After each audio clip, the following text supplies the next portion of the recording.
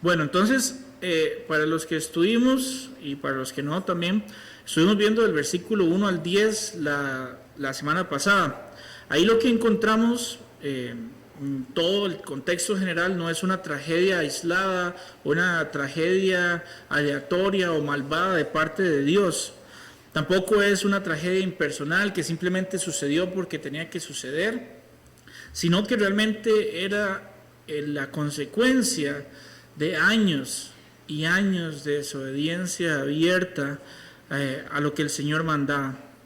No simplemente fue un imperio pagano, un extranjero viniendo a conquistar, sino de nuevo el mismo juicio de Dios descendiendo sobre este pueblo, que recordemos que era su pueblo amado, su pueblo hermoso, en el que tenía ciertamente complacencia, ciertamente era bendecido, ciertamente tenía todo para tener una existencia larga, pero el corazón se engañoso, el corazón se envaneció, empezó a perder de vista todo lo que debía estar prestando atención y se fue endureciendo, hasta tal punto que la voz, las palabras del Señor eran simplemente ruido y cosas que no querían escuchar. En el versículo del 1 al 10, igual si recuerdan, vimos a Dios, a Jehová actuando como guerrero contra su pueblo. Esa era una imagen bastante fuerte, habíamos conversado un poco sobre eso, que ¿cómo podríamos nosotros siquiera pretender estar frente al Dios Altísimo tratando de hacerle frente? Este pueblo había agotado la paciencia, había agotado todos los medios que el mismo Jehová les había puesto a ellos. Decidieron darle la espalda, entonces esto era lo que estaban recibiendo: juicio, dolor. ¿Cómo fue ese juicio? Bueno, igual ahí ustedes pueden repasar, pero derribó del cielo a la tierra la hermosura de Israel, todo eso que se vanagloriaban fue reducido a nada, cortó todo el poderío, como el cuerno que menciona la palabra, fue reducido, fue retirado, o sea, ya no tenía poder. Luego, igual él actuó como enemigo con el arco tensado, eso quiere decir que estaba en la mira. Se permitió todos los ataques de estos otros pueblos que vinieron contra él.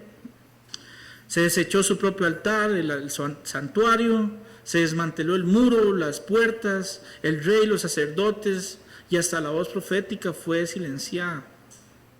En el versículo 10, que fue el último que leímos, se nos deja también una imagen de ancianos sentados en el suelo, en silencio, cubiertos de cenizas, sin nada que decir. Ya un punto que ya no habían palabras, no había forma de responder a eso que se estaba viendo. Recordemos que conversamos un poco que el carácter de Dios no cambia. Y sí, esos versículos del 1 al 10 y bueno, y todo lo que se leyó en Jeremías, todo lo que se puede leer en Crónicas, en Reyes, todo lo que se lee con los otros profetas también, es muy duro.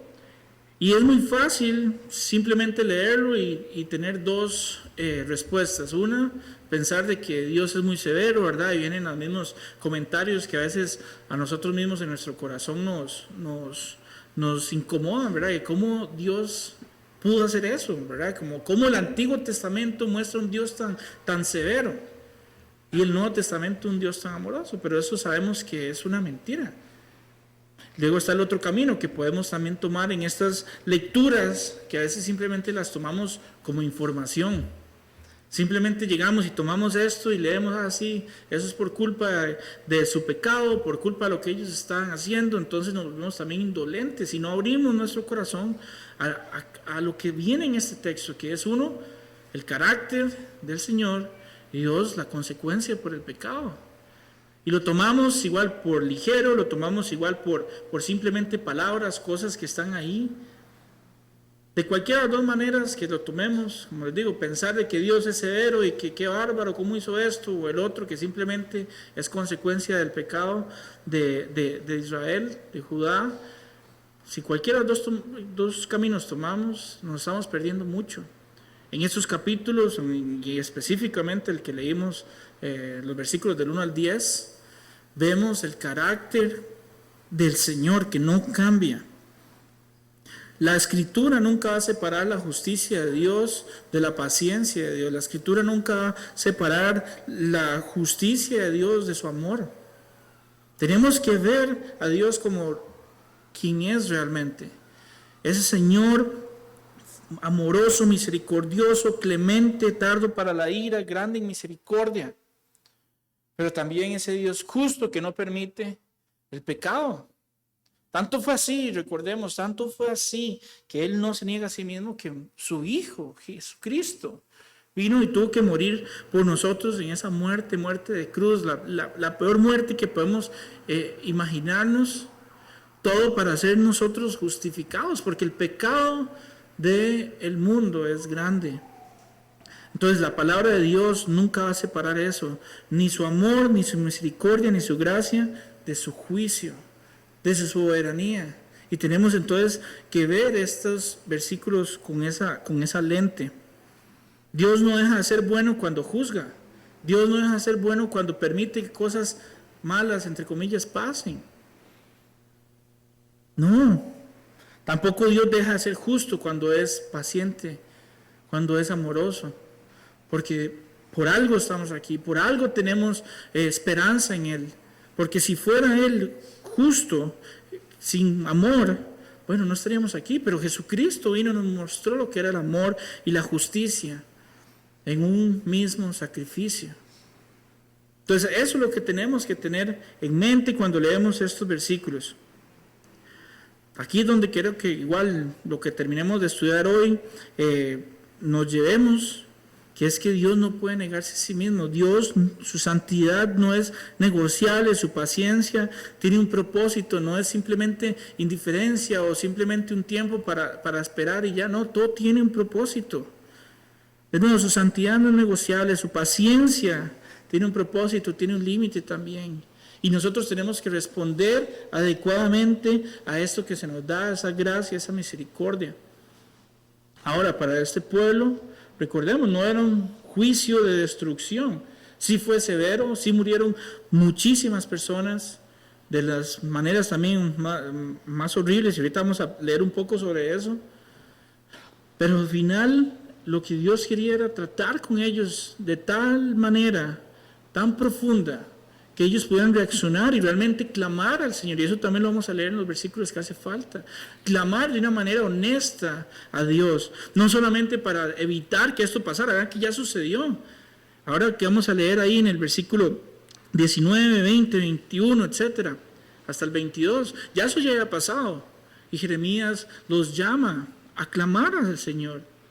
Ya no es para simplemente salir de ese juicio, evitar ese juicio, sino para ponerse a cuentas frente a Dios, estar en su presencia. Entonces, eso es lo que tenemos que ver de este texto y guiarnos hoy.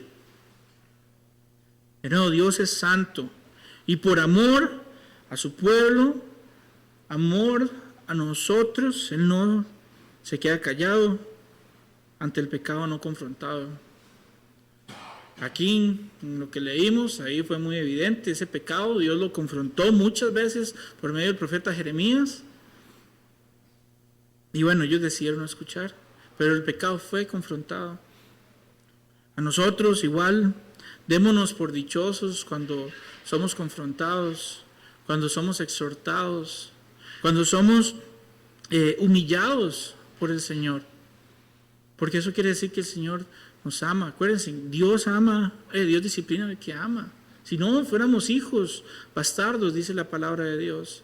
Entonces, de nuevo, veamos esto que vamos a terminar leyendo con esa lente.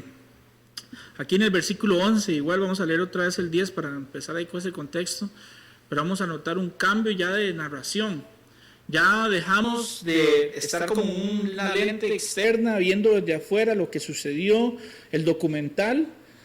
Ahora vamos a ver lo que está sintiendo el pueblo, parte del pueblo, y también en palabras del propio Jeremías. Todo eso es lo que vamos a estar hoy leyendo. Entonces, versículo 10, ahí para que me siga un momento, y vamos a leer hasta el 12.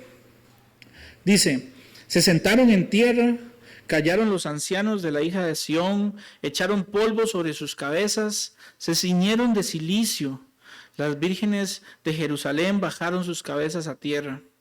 Mis ojos desfallecieron de lágrimas. Se conmovieron mis entrañas. Mi hígado se derramó por tierra a causa del quebrantamiento de la hija de mi pueblo. Cuando desfallecía el niño y el que mamaba en las plazas de la ciudad, decían sus madres: ¿dónde está el trigo y el vino? Desfallecían como heridos en las calles de la ciudad, derramando sus almas en el regazo de sus madres. Hasta ahí. Ahorita vamos a esa. Entonces, acá empezamos a ver lo que conversamos la vez pasada. Ya una escena tan devastadora que ya no habían palabras. Ya no había forma de responder de una manera, ¿qué se puede decir?, positiva. Ellos simplemente estaban ahí ante el horror, ante la impotencia, ante la incapacidad de responder a ese juicio y a esa destrucción que se les vino encima. Acá vemos no solamente personas, ¿verdad?, sentadas con cabezas bajas. Estamos viendo personas con el orgullo destrozado, pueblos enteros sin gobierno ya. O sea, todo lo que ellos pensaban que era valioso lo habían perdido. Vemos que también su dignidad ha sido arrebatada. Todo eso se ve en esos 3 versículos. Desde los ancianos, desde las vírgenes, los jóvenes, hasta los niños pequeños, se ven aquí en estos versículos que acabamos también de leer. Quiere decir que todas las generaciones que existían, esas 3 generaciones que pueden estar viendo en ese momento, estaban sufriéndolo por igual, unos con más, se puede decir, injerencia o culpa que otros, claramente. Los niños, por ejemplo, no tenían la culpa, pero aquí en esos versículos vemos que ya había ese estado de devastación e impotencia. Y aquí es donde quiero que empecemos a ver esto que cambia. Recuerden, desde el 1 hasta el 10 es esa narración externa, pero vea lo que dice en el versículo 11. Dice, mis ojos,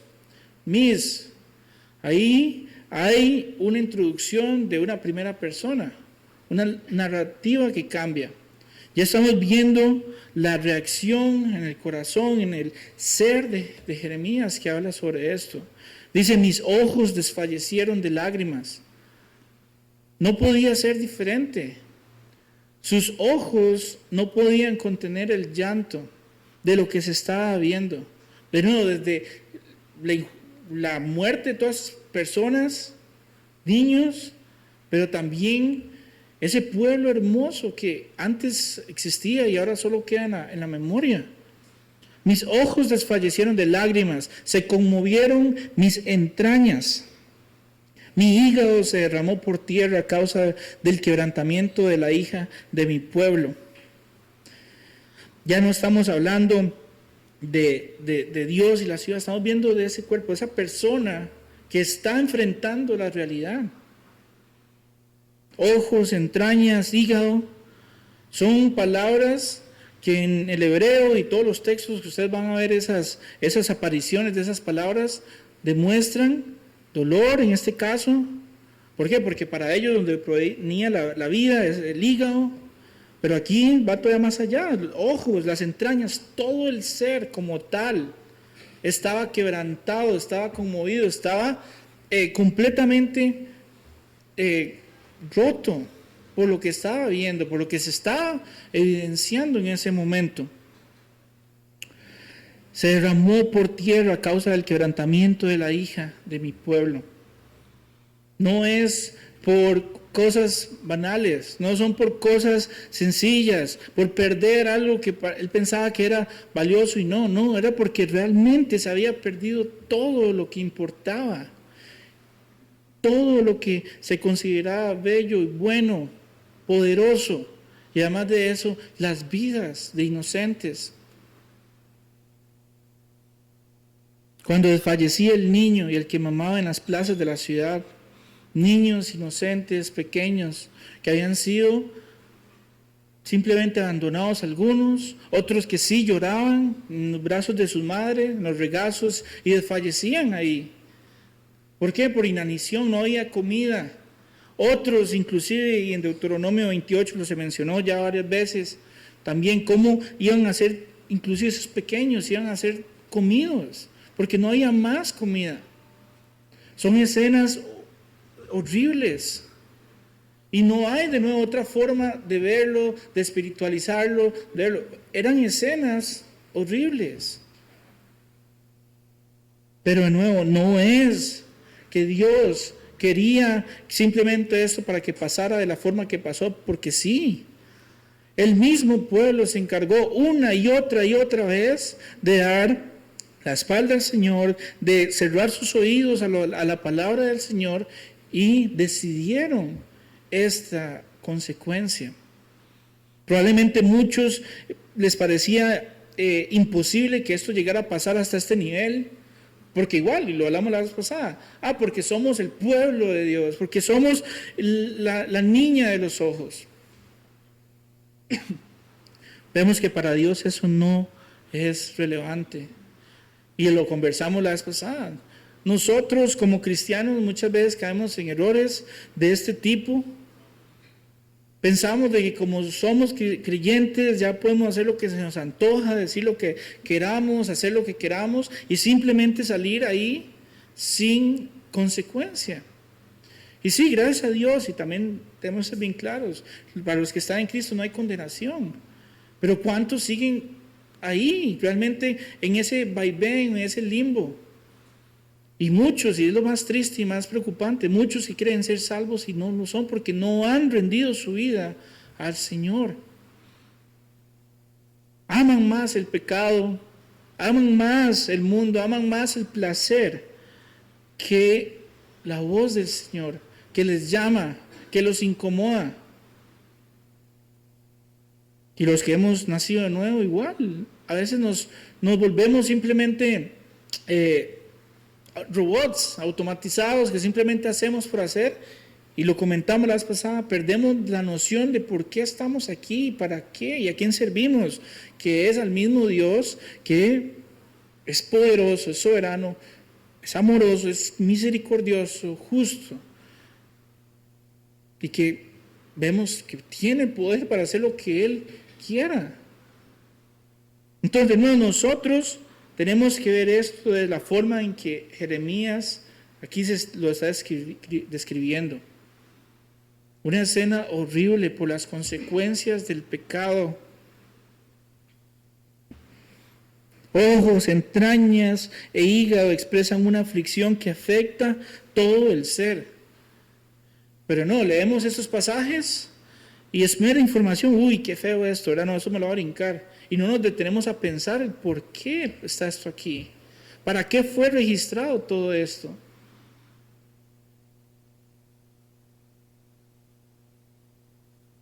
Aquí de nuevo se ve, en estos versículos se ve un agotamiento exterior, o sea, de lo que se ve, tanto de la destrucción del pueblo, pero también de las personas.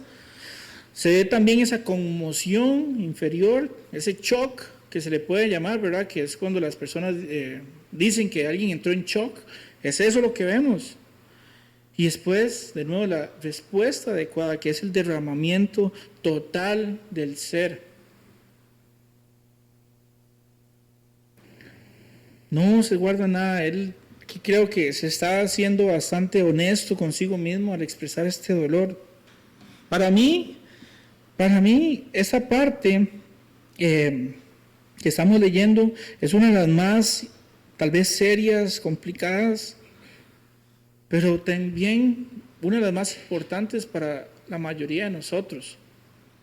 La mayoría de nosotros que tenemos responsabilidades tal vez con otras personas, y yo lo mencioné la vez pasada, padres, líderes, pastores, maestros, esposos. ¿Por qué? Porque vemos aquí, y les comentaba hace unos minutos, cómo personas inocentes, en este caso esos niños, fueron afectados por esas decisiones, por esas desobediencias. Hay que ser igual claros, no es que por el pecado del padre el hijo es condenado y ese tipo de cosas, no, pero el daño colateral existe. Se puede ver congregaciones enteras destruidas, dolidas por caídas de sus líderes. Podemos ver familias destruidas por que el esposo, el padre, perdió la noción de a quién le sirve. Perdió la noción de quién tiene que complacer y es a Dios únicamente, que Él es el que nos va a pedir cuentas. Se pierde la noción de los que enseñan, que tienen esa responsabilidad de enseñar de acuerdo a la palabra de Dios y no maquillarla y no ocultarla. El pecado nos condena así personalmente, obviamente, ¿verdad? Es a nosotros mismos que nos van a pedir cuentas de cada cosa. Bueno, gracias a Dios hemos sido hechos nuevos en Cristo, pero no pensemos de que esos pequeños errores, esas pequeñas cosas, entre comillas, pasan de ser desapercibidas. Debemos ser diligentes, debemos ser realmente diligentes en cómo nos comportamos, qué hacemos.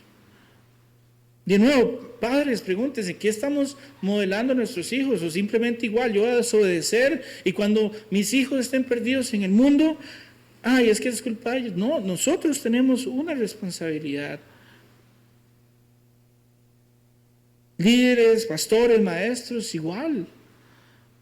Sí, no vamos a hacer, y gracias a Dios, la sangre de ustedes no está sobre los que enseñan aquí, porque aquí se enseña y se trata de enseñar siempre la palabra de Dios.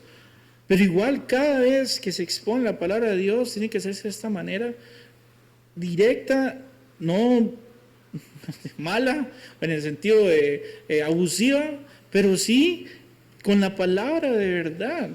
Y lo que es pecado, y lo que no es pecado, bueno, ore, pero el pecado es pecado, no podemos negociar con eso.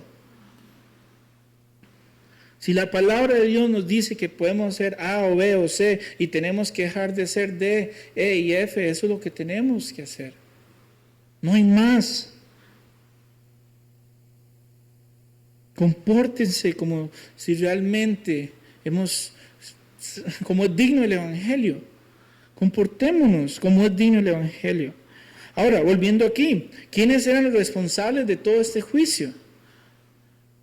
Caía en todo el ámbito del gobierno, recuerden, era tanto el gobierno político y también el gobierno espiritual. Eran tanto los líderes monárquicos, reyes, príncipes, etcétera, pero también los sacerdotes, también esos líderes espirituales que se suponía que debían guiar al pueblo. Entonces, esto de nuevo, toma un sentido de importancia para todos. Y ahora los que dicen, no, yo soy mamá, qué dicha. No, usted también. Los que dicen, no, yo soy solo hijo. No, usted también. Es de cada uno. Y esto debería hablarnos a cada uno. Dios, bueno, Jesús mismo lo dice, y eso no está en las notas ahí para que no lo busquen, pero Él dice que hay de aquel que haga pecar o caer a alguno de estos pequeñitos. Y eso puede ser igual, como les decía, el pecado, llevarlos a pecar a otras personas que son menos maduras, o engañarles, o simplemente hacerles daño. ¡Ay de aquel! Entonces debemos igual ser honestos con nosotros mismos. Esas madres que gritaban, ¿dónde está el trigo y el vino? O sea, ya no había comida, no había nada. El sitio había sido tan grave, tan profundo que no había comida. Lo más básico ya no estaba. Desfallecían como heridos en las calles de la ciudad. Quedaban ahí los cuerpos ya sin fuerzas. Derramaban sus almas en el regazo de sus madres, esos pequeños. Versículo 13. ¿Qué testigo te traeré y a quién te haré semejante, hija de Jerusalén? ¿A quién te compararé para consolarte, Virgen, hija de Sión? Porque grande como el mar es tu quebrantamiento? ¿Quién te sanará? Tus profetas vieron para ti vanidad y locura, y no descubrieron tu pecado para impedir tu cautiverio, sino que te predicaron vanas profecías y extravíos. Estas palabras, ¿qué testigo traeré? ¿A qué te haré semejante? ¿Quién te sanará? Es una expresión, son preguntas retóricas que expresan una incapacidad de siquiera justificar todo eso que estaba pasando de una manera inequívoca que no fuera el pecado del pueblo. No había forma de rescatar o tratar de sacarle o quitarle algo de responsabilidad al pueblo. ¿Qué testigo te traeré? ¿A quién te haré semejante? ¿Con quién te compararé para consolarte? ¿Qué te puedo decir? Nada, no hay excusa, no hay nada más que decir. Tus profetas vieron para ti vanidad y locura y no descubrieron tu pecado para impedir tu cautiverio, sino que te predicaron otra vez vanas profecías y extravíos. Estos profetas, el error de esos profetas no era haberse equivocado. De igual manera, la palabra de Dios era muy clara, era el profeta que no profetizaba correctamente, iba a ser puesto a muerte, ¿verdad? Pero aquí no es eso lo que está hablando en sí. Aquí está hablando de que esos profetas voluntariamente y adrede dijeron cosas vanas y sin sentido a los reyes, a los gobernantes, a los líderes de ese pueblo, simplemente, ¿para qué? Para endulzar el oído, para ganar posiciones, para decir, no, yo sí soy el que sé. Nada de eso puede pasar, aquí estamos seguros. No le haga caso a Jeremías. No descubrieron el pecado. Siguieron ocultando las cosas. Y existe otra tentación muy grande entre nosotros, y yo creo que los ticos lo tenemos también muy arraigado, el no decir las cosas simplemente para no caer mal, simplemente para no evitar que la gente se ponga incómoda. No, la verdad tiene que ser expuesta, y especialmente la verdad acerca del pecado. Jesús mismo fue muy enfático a la hora de resolver problemas, pecados. Pablo mismo también dejó formas de atacar ese tipo de cosas. Todo empieza así: ok, usted está en pecado, vaya y hable con él. No lo oculte, no espere a que a ver si acaso se dan cuenta. No, hable con la persona, pero los padres están ahí ocultando los pecados de sus hijos, facilitándoles cómo acceder a cosas, siendo benevolentes, tratando de caer bien. Pastores, líderes, maestros, igual, tratando de ganar popularidad, apareciendo en todas las redes sociales, cosas, y cuando llega la hora de confrontar, ay no, este hermano no, porque si no la hora se me cae, porque él es columna y yo no sé qué otros títulos les ponen. No vamos a hablar acerca de él, no le vamos a confrontar. No, siga haciendo lo mismo, tranquilo, nada va a pasar, ore, nada más. No, el pecado se confronta. Lo mismo, si esa persona no responde, ¿qué pasa? Bueno, traiga a dos ancianos, hablen con la persona. Si nada pasa, bueno, ya tocará en la congregación. Pero en fin, aquí lo que se ve es que estos profetas no hicieron lo que supuestamente estaban encomendados de hacer, simplemente velaron por su popularidad, su comodidad, su valor como profetas. ¿Por qué puedo decir eso con confianza? Porque esa era su motivación, porque veían a Jeremías y cómo lo trataban y cómo le iba, ¿verdad?, al decir la verdad. Entonces, ¿qué decían estos otros profetas? No, nada de eso va a pasar. ¿Cómo que nos van a destruir? Si tenemos tratados militares con X y con Y, no va a pasar nada. Predicaron mensajes vanos, falsa paz. En Jeremías 6:14, y curan la herida de mi pueblo con liviandad, diciendo paz, paz, y no hay paz. No confrontaron el pecado, ocultaron la iniquidad que debía ser confrontada, callaron, dijeron cosas de nuevo para simplemente endulzar oídos.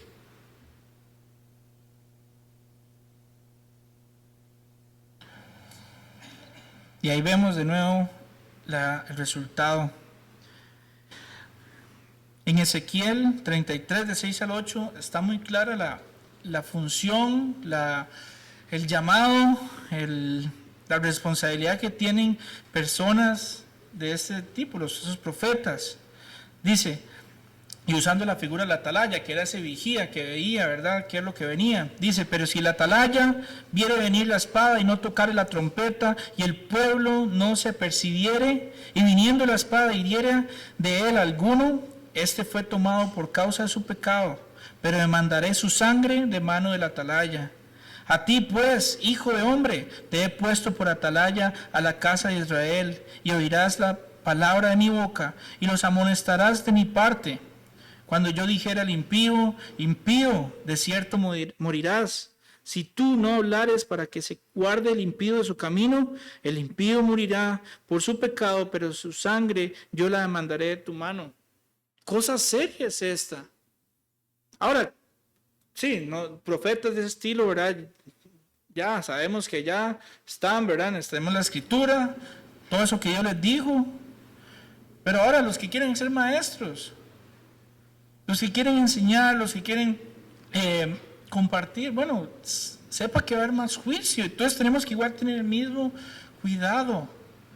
¿Cómo hay personas que duermen tranquilas en su casa en la semana, sabiendo que están enseñando puras barbaridades y liviandades, como dice aquí, a su iglesia, engañándoles, diciéndoles que con solo dar o hacer esto, lo otro, ya la hicieron, o que no, que aquí somos, ¿cómo se dice esto?, accesibles, o que recibimos a todos, venga, tranquilo. O sea, aquí pueden ir quien sea, pero la palabra de Dios va a ser expuesta, y la verdad en amor va a ser expuesta.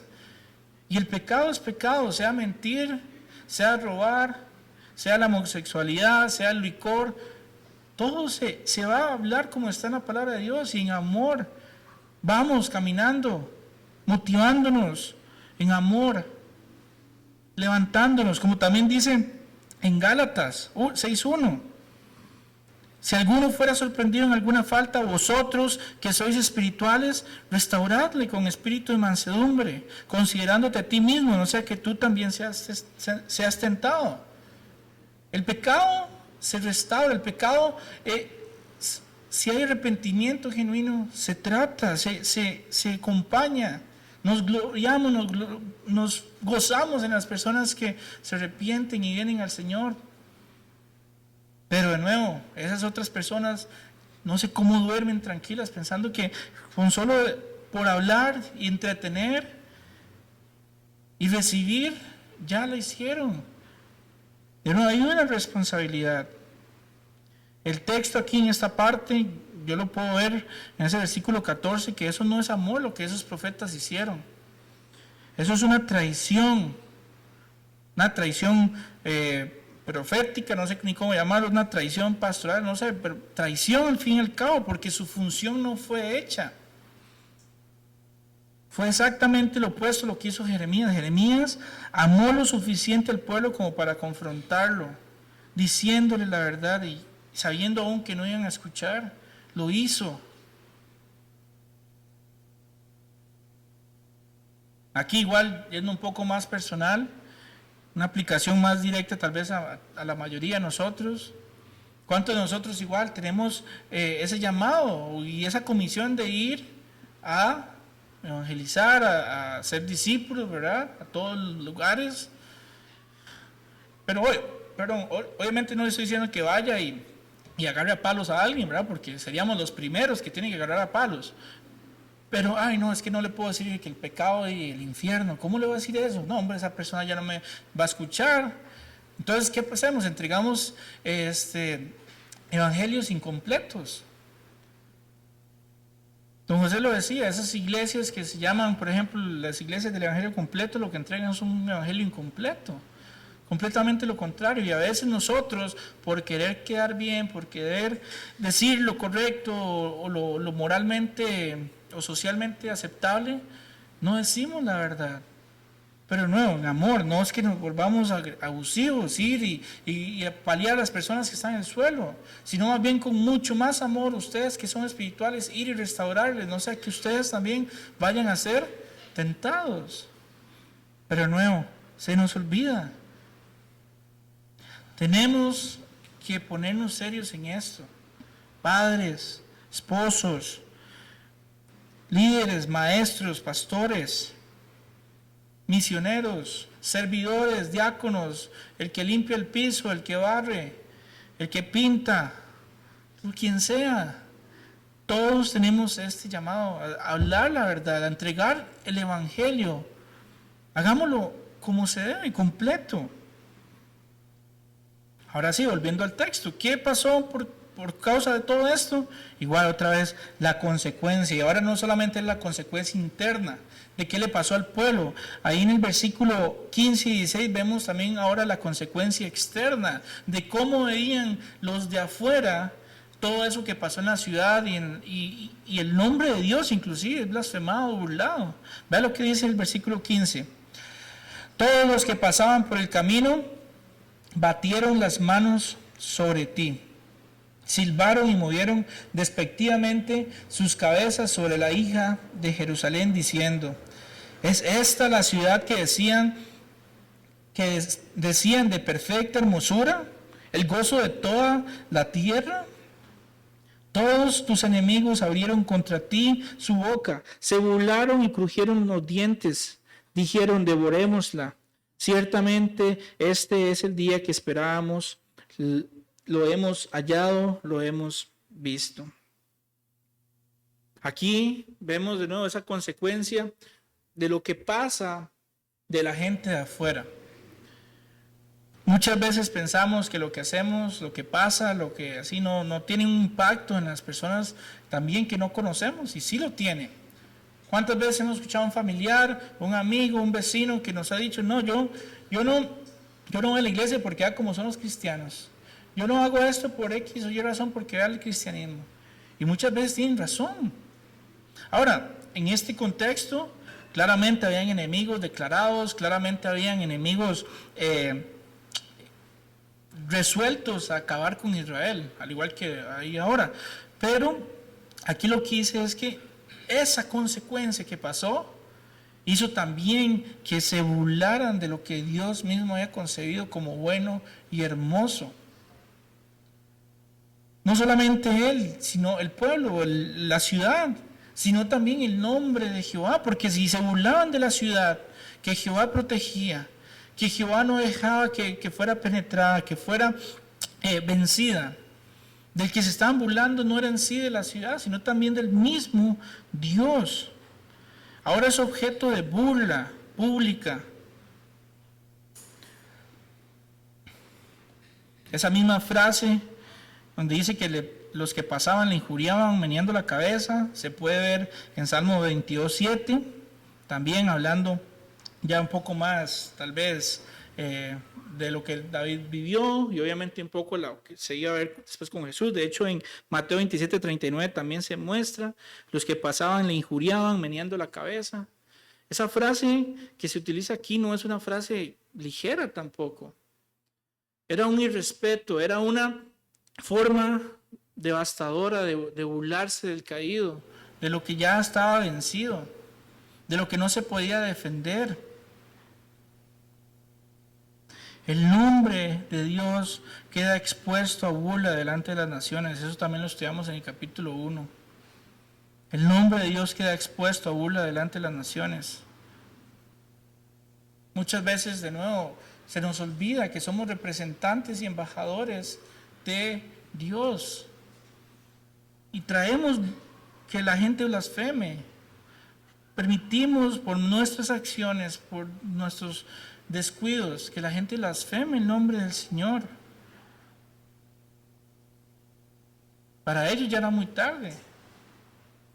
La ciudad destruida, la gente sin defensas, muriendo de hambre, ya era muy tarde. Pero bueno, nosotros no tenemos esa situación, gracias a Dios, pero igual tenemos que velar por esto, ser diligentes. Aplíquelo a su vida. ¿Cómo estoy yo viviendo representando al Señor? Lo hago de una manera honrosa, lo hago de una manera que realmente, y no voy a usar relevante como usa el mundo relevante, ¿verdad? Porque no es así, pero lo que estoy haciendo es relevante para el avance del reino, del nombre del Señor. O simplemente igual lo hago por hacer, o peor, ni siquiera hago cosas que la gente sepa que soy de Dios, que soy nacido de nuevo.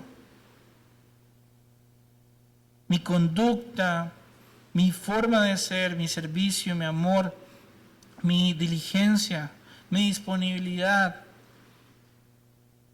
todo tiene que estar en función de traer honra y gloria a Dios y que su nombre sea exaltado, visible, visto, alabado, no el mío ni el de ustedes, el de Dios, el de Cristo Jesús.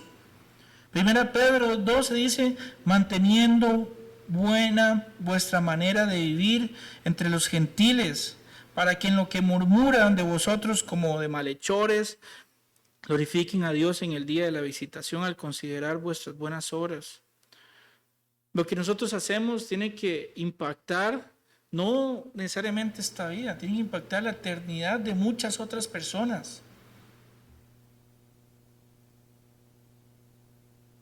Y no solamente con los gentiles, con los de afuera, sino también cómo nos comportamos entre nosotros, cómo nos amamos. No, pero primero yo, solo yo y último yo. Mi tiempo, mi dinero, mi comodidad. Yo.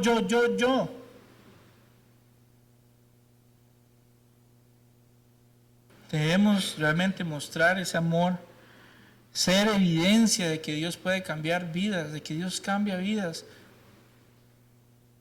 Y no por el contrario, traer deshonra a su nombre, traer que la gente blasfeme, que la gente no quiera saber nada de Dios. Ahora, si alguien no quiere saber nada de Dios porque usted vive de la manera que Dios manda y esa persona dice, no, yo no quiero ser así, puritano, bueno, ya es otra cosa, ¿verdad? No podemos tampoco convencer al mundo de nada, es el Espíritu Santo, pero en lo que dependa de nosotros, debemos hacer las cosas que Dios nos manda y honrarle. En lo que dependa de nosotros, procurar el bien para con todos. Eso es lo que debemos buscar. Ahora igual, volviendo acá. Ya esto se burlaron, ya no había forma de rescatar a este pueblo.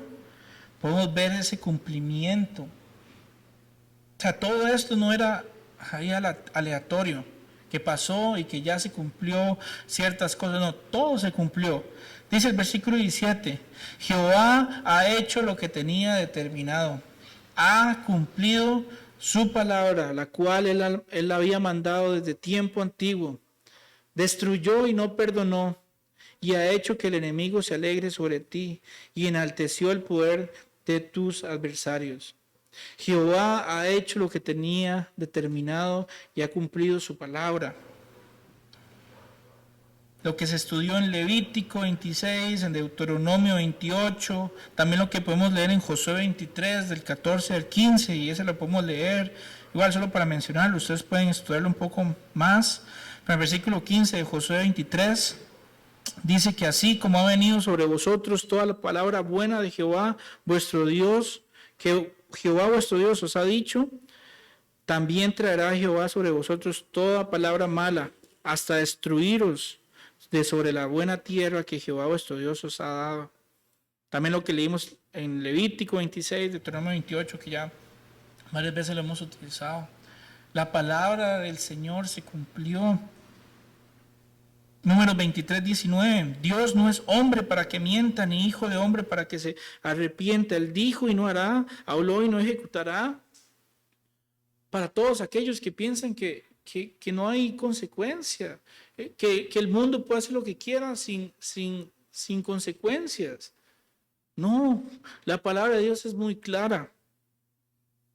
Aquí vemos el cumplimiento de su palabra, tenemos confianza de su palabra porque vemos todo lo que pasó, Acá, en el Antiguo Testamento, vemos cómo todo se cumplió con Jesucristo viniendo a esta tierra, muriendo por nosotros, y tenemos también la certeza de que todo lo que sabemos y todo lo que se nos ha mostrado a través de la Escritura acerca de la segunda venida y la eternidad que vamos a vivir con Él es cierta. ¿Por qué? Porque Él no se niega a sí mismo. Y podemos ver de nuevo el cumplimiento acá. En este caso, en el Antiguo Testamento, de este juicio, todo pasó al pie de la letra tal cual se había profetizado a ellos y advertido múltiples veces. Malaquías 3:6 igual lo menciona, porque yo Jehová no cambio. Igual ahí, en sus contextos, obviamente en sus tiempos, lo que tenía que comunicar, pero vemos ese carácter de inmutabilidad de Dios. No cambia. Entonces, si Dios cumplió con esta precisión sus advertencias de juicio, cumple también con la misma precisión sus promesas de bendición, también de sus promesas de disciplina para restaurar, también con su promesa de juzgar finalmente a quienes ejecutaron ese juicio con maldad, de los que no le reconocieron como Dios. Todo eso va a suceder. Si a usted le gusta leer la Biblia por partes, bueno, está bien, pero no piense que unas partes de la Biblia sí son ciertas y otras no. No se puede creer selectivamente en la palabra de Dios. Toda la palabra de Dios es acerca de Él, acerca de su voluntad, acerca de su juicio, acerca del arrepentimiento, acerca de su amor, acerca de esa salvación en Cristo Jesús, acerca de la segunda venida. Pero no, vivimos como si esto es puramente información y fábulas, algunos piensan. Y ya para ir terminando, versículo 18 al 22, aquí vemos ahora qué sucede, qué reacción le recomienda al pueblo, en este caso Jeremías, qué tiene que hacer, qué tiene que tratar de empezar a corregir. Del versículo 18 en adelante, dice que el corazón de ellos clamaba al Señor: oh hija de Sión, echa lágrimas cual arroyo día y noche. No descanses, ni cesen las niñas de tus ojos. Levántate, da voces en la noche, al comenzar las vigilias. Derrama como agua tu corazón ante la presencia del Señor. Alza tus manos a Él, implorando la vida de tus pequeñitos que desfallecen de hambre en las entradas de todas las calles. Aquí, del 18 al 19, vemos ese llamado urgente a que derramen su corazón al Señor y que clamen al único que puede rescatarles, que puede auxiliarles. No es de nuevo algo poético aquí, es una urgencia de hacerlo, de volver su corazón a quien realmente puede rescatarlos. Salmo 62:8, derramad delante de Él vuestro corazón, Dios es nuestro refugio. Otro montón de salmos lo mencionan.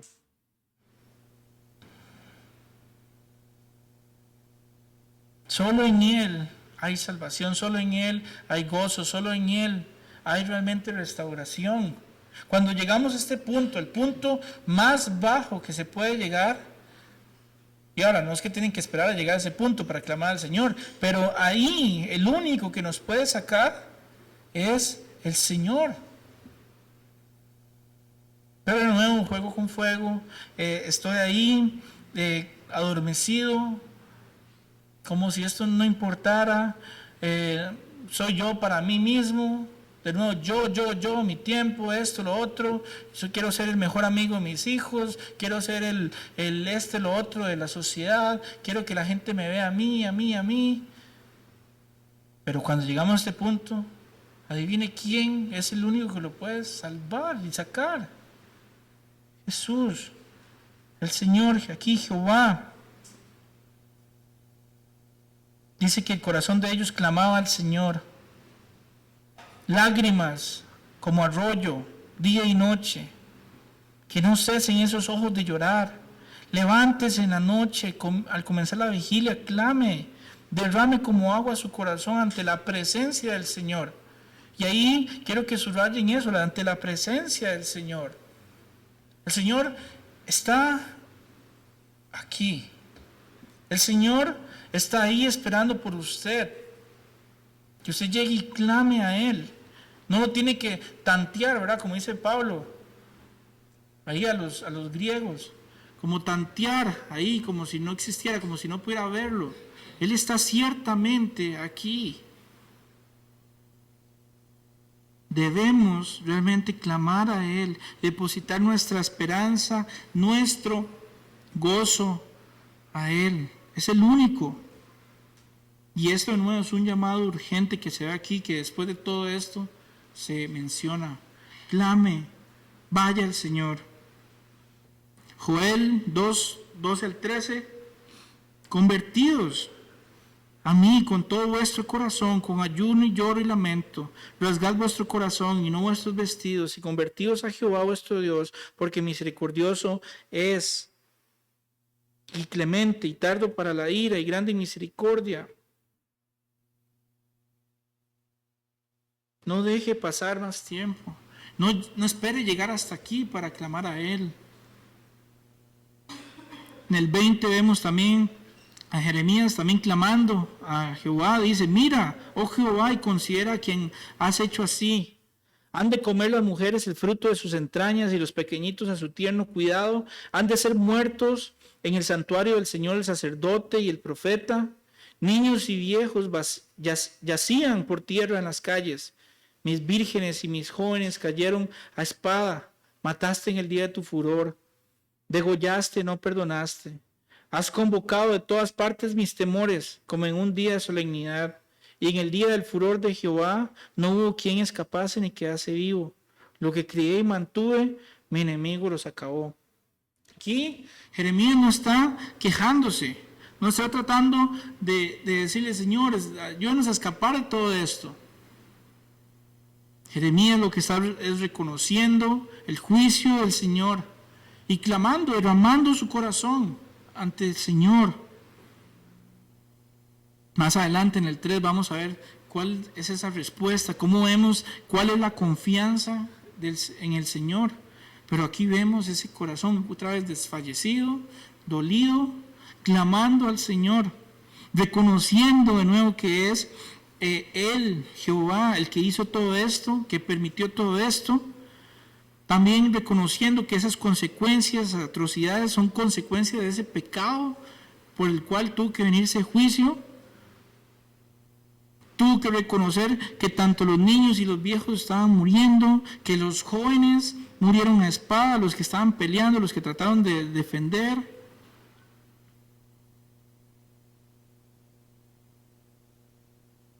Él reconoce que el Señor es soberano, supremo, pero le clama con todo su corazón por el pueblo, por estas personas. E igual ahora, para que no nos vayamos tristes, porque obviamente no se trata de esto, porque no es esta imagen que quiero que se lleven, lo que quiero que se lleven es la consecuencia del pecado. Eso es lo que pasa con el pecado, pero el pecado ahora se ve ligero. Se ve sencillo, se ve como que si mañana lo puedo arreglar yo mismo con mis fuerzas. Hoy sí, mañana también y tal vez pasa mañana lo arregle. Así no es el pecado. El pecado trae toda esta clase de dolor.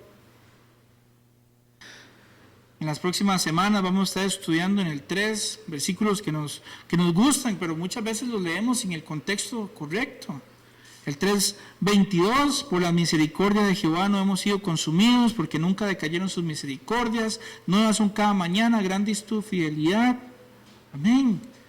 Pero vean todo lo que ha acontecido para poder llegar ahí y la confianza que tiene Jeremías hacia el Señor. 3:24, mi porción es Jehová, dijo mi alma, por tanto en él esperaré. Se menciona en Salmos también eso. Bueno es Jehová, dice el 25. Bueno es esperar en silencio, dice el 26. El 31, porque el Señor no desecha para siempre. Antes sí aflige, también se compadece según la multitud de sus misericordias. El 39, ¿por qué se lamenta el hombre viviente? Laméntese el hombre en su pecado. Eso sí nos tiene que hacer lamentarnos. El 40, escudriñemos nuestros caminos y busquemos y volvamos a Jehová, levantemos nuestros corazones y manos a Dios en los cielos. Esa es la respuesta a estos textos. Eso es lo que nos tiene que llevar esto que acabamos de estudiar, a examinarnos y a clamar a Él, al único que puede salvarnos, al único que nos puede dar ese consuelo. Entonces, de nuevo, ya hoy terminamos el capítulo 2. No olvidemos quién es Él, a cuál Dios servimos y el honor que tenemos al servirle. Comportémonos como es digno del Evangelio. Si en verdad han creído, ahí lo pueden leer esa parte en Filipenses 2 y Efesios 2, si no estoy mal también. Tenemos que comportarnos y vivir de acuerdo a lo que ya sabemos del Señor y quién es Él. Y no está de más hoy decirles, si alguien ha estado viviendo una doble vida, si alguien ha estado viviendo a la ligera, diciendo, y como les digo, y aquí hablándole a los no creyentes, a alguien que tal vez ha estado engañándose a sí mismo y no ha depositado su confianza en el Señor, bueno, que hoy sea el día en que nos arrepintamos y confesemos nuestro pecado. Y para aquellos que son creyentes, confesemos también nuestro pecado, porque seguimos equivocándonos, seguimos pecando. No de una manera, tal vez, de esa forma como cuando no teníamos a Dios en nuestro corazón, pero seguimos equivocándonos. Y el que diga que no, mentiroso. Entonces, pongámonos a cuentas con Él. Y que Dios mismo nos muestre, pero igual no deje pasar estos chances que Él nos da. Dios es grande en misericordia. Quiere que todos vengan al arrepentimiento, que nadie perezca. Entonces oremos y que el Señor nos ayude y que realmente seamos un ejemplo de qué hacer y qué no hacer también. No, especialmente qué hacer, de qué no hacer no. Señor, gracias por esta tarde, gracias por tarde noche ya. Gracias porque podemos estudiar en tu palabra y ver, Señor, quién eres tú, ver tu carácter, ver, Señor, tu justicia, ver tu amor, ver tu inmutabilidad, Señor, ver, tú no cambias, Señor, tú eres el mismo ayer, hoy y siempre. Gracias, Señor, porque podemos verte en tu palabra, ver lo que tú has revelado a nosotros a través de ella, Señor. Y con eso te pido, Padre, que también yo pueda ver mi corazón, ver en qué estoy fallando, ver, Señor, en qué estoy viviendo, Señor, de una manera legalista, fariseica, hipócrita, Señor. Y también aquellos que nunca han rendido su corazón a ti, Señor, que viven su vida como si no hubiera nada más. Hoy es el día, Señor, en que incomodes su corazón, que vengan arrepentimiento, Señor. Nos arrepentimos de nuestros pecados, Señor, y queremos agradarte y traer honra y gloria a ti, Señor. Gracias porque a través de todos estos textos podemos ver y evitar, Señor, esos mismos errores. Ayúdanos a ser más como tú, menos como nosotros, Señor. Y donde haya iniquidad en nosotros, muéstranos, Señor, o confróntanos con tu palabra, con un hermano, Señor. Pero no nos dejes en ese estado, Señor. Gracias por disciplinarnos, gracias por amarnos. Y danos también valentía, Padre, para ponernos a cuenta contigo, pedir perdón a aquellos que hemos dañado, Señor. Escuchar también cuando alguien viene y nos va a decir algo que no nos guste, Señor, que hemos estado haciendo mal. Pero gracias, Señor, porque también tenemos el Espíritu Santo, tenemos un cuerpo donde podemos apoyarnos y crecer, Señor, y perseverar en ti. Te das gracias por todo esto, gracias por esta noche, por esta iglesia, Señor, y ayúdanos, Señor, ayúdanos a seguir fieles a tu palabra y y enseñando eso, Señor, tu palabra y nada más que tu palabra. Te doy gracias otra vez y oramos en el nombre del Señor Jesús. Amén. Bueno, anuncios para hoy. Este sábado creo que no hay nada. Este sábado es el Día de la Madre, porque los que no se acuerdan, ¿verdad? A mí me acordaron un día de esto, entonces, este sábado.